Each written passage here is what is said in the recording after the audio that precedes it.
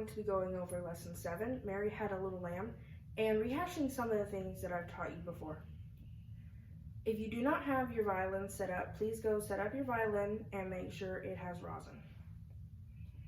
Okay, so first thing I want to do is reteach you the stroke. Now, you do not have to play with just the middle of your bow. You can play with all of your bow, and it helps you correct your tone as you press down.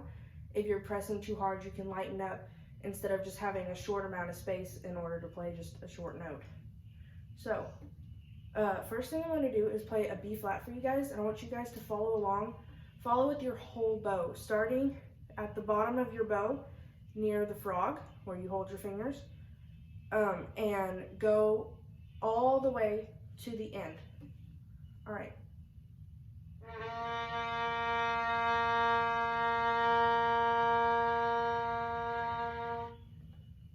Okay, so I'm going to do that one more time, and this time I'm going to press down really hard at the beginning and then even out in the middle and then lighten up really, really light on the end so you can tell how it sounds.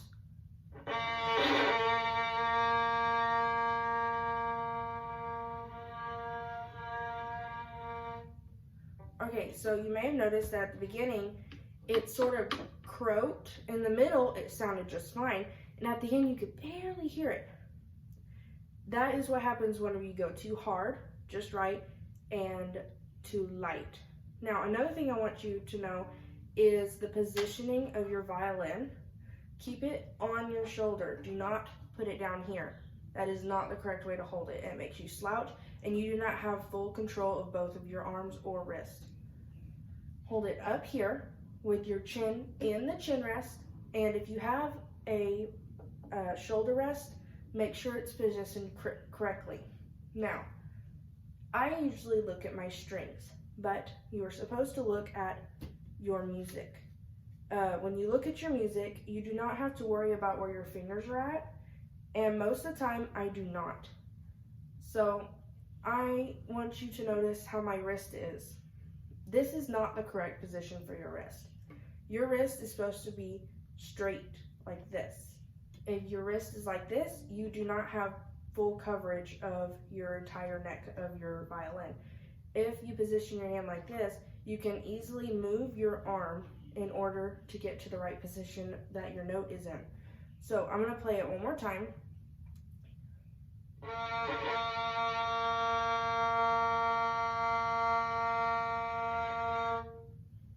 And there you go. The next thing we are going to do is Mary Had a Little Lamb. So the first thing I'm going to do is I'm going to clap out the beat for you. Now I'm going to count while I clap. You can either follow along with your finger on the music or you can clap along. So B, C, B flat, C, D, D, D, rest, C, C, C, rest, D, D, D, rest, D, C, B flat, C, D, D, D, C, C, D, C, B flat, rest, rest, rest.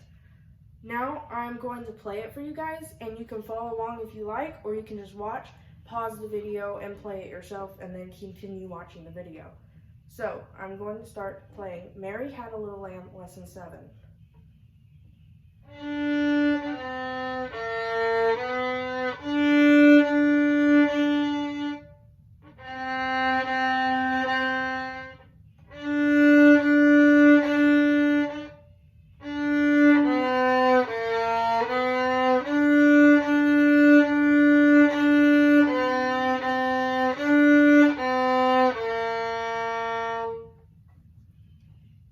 And that is how you play Mary Had a Little Lamb. Now, if you guys practice all this week on your strokes and your fingering, the positioning of your violin and your chin on the chin rest, and sitting up straight and being able to move your arms correctly, positioning your wrist where it should be, I have some tips for you. Whenever you put your violin on your neck, if you have a chunky necklace on, something with big beads, or a big pendant that is close to your neck. Something that's long and has a big pendant down here, that is not a problem as long as the chain doesn't rub your neck. If you have a short chain with big beads or anything on it, putting it on your violin on your neck can be very painful sometimes. And whenever you put your violin on your neck and you have a chunky necklace, it gets very loud. And your violin is hollow, so it's supposed to make loud sounds. So make sure you do your positioning correctly with your fingers on your bow. And if you do not remember how to do that, go back to lessons and videos 1 and 2 and see how you can do that. And that's all I have for you guys today.